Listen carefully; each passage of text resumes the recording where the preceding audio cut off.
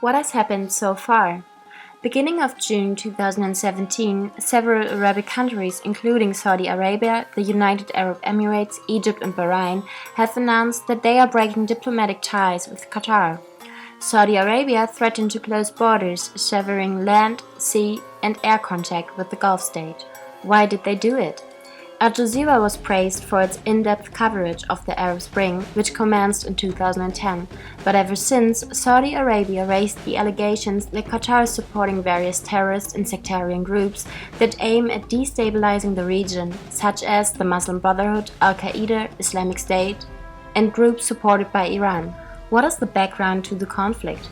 Tensions between Qatar and their Gulf Arab neighbors have grown in recent years as part of a fight over regional predominance.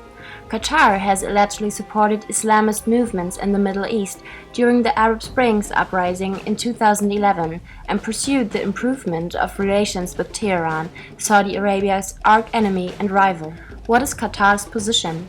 The statement of the Qatari Foreign Ministry towards the action of the Gulf Cooperation Council nation states that Qatar has been subjected to a campaign of lies which aims at undermining Qatar's position in the Arab world. What are the consequences? Qatar has been isolated by its Arab neighbors with land, sea and air routes closed off. Saudi Arabia and the UAE blocked the website of Qatar and all Qatari media, including Al-Jazeera. As a part of the 13-point ultimatum, Saudi Arabia has demanded Qatar to close down its famous broadcaster. Al Jazeera is a major global news organization with 80 bureaus around the world. The original Al Jazeera channel's willingness to broadcast dissenting views, for example on call-in shows, created controversies among the Gulf states. The station gained worldwide attention following the outbreak of the war in Afghanistan, when its local office was the only channel to live cover the war. Al Jazeera itself is not able to finance their own business by advertisement revenue, therefore the state had to intervene and subsidize the broadcaster.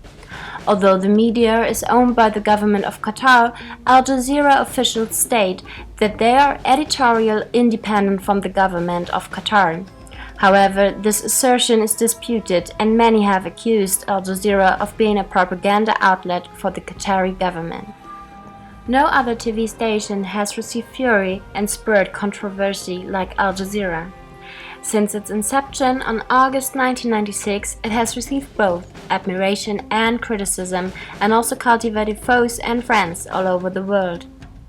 As studies confirm, local news about Qatar are absent from the station.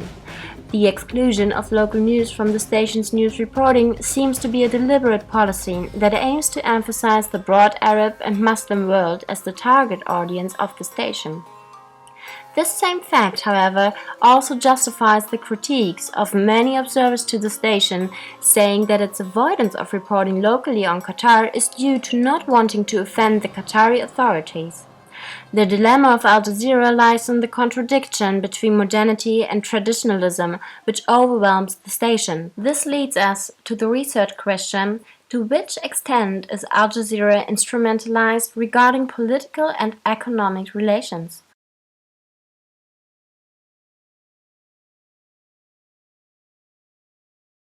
Values of journalism.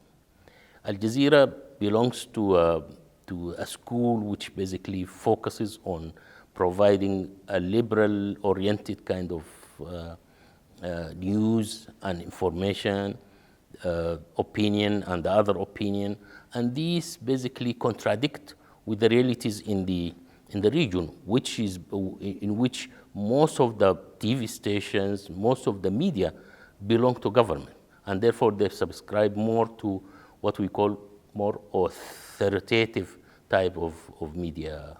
So this is the crux of the issue, and this is why Al Jazeera has been targeted by most of those countries. Historically, the history of Al Jazeera is full of those kind of restrictions, animosity by the governments, and even to the extent that several governments severed relations with Qatar because of Al Jazeera, because of this fact, the fact that Al Jazeera is providing news from a perspective that does not suit the area.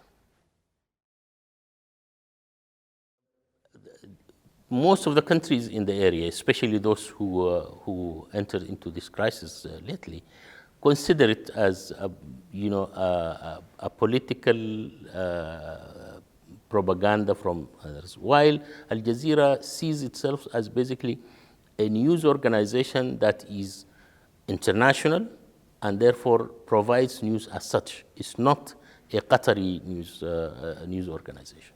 And this basically ends up making this kind of contradictions between the news in other organizations in the area and Al Jazeera's news.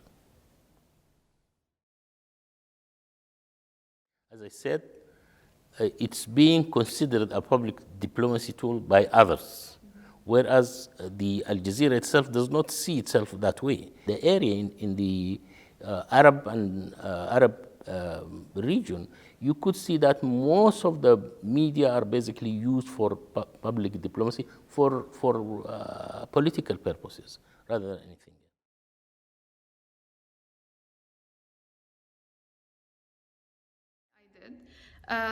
In the past 3 years, after the first reconciliation between Qatar and the GCC countries, we were avoiding to report on internal issues in Saudi Arabia and economic issues in Saudi Arabia. We were avoiding to report on Emiratis' interference in Libya and in Yemen, and I think we were doing that because we thought we were doing a good thing for the country that is hosting Al Jazeera, that is offering us all the support to do all the free reporting we want to do around the world. And I guess we felt that this type of concession that we're making is worth it to keep reporting on other areas, because we didn't want any more trouble for Al Jazeera.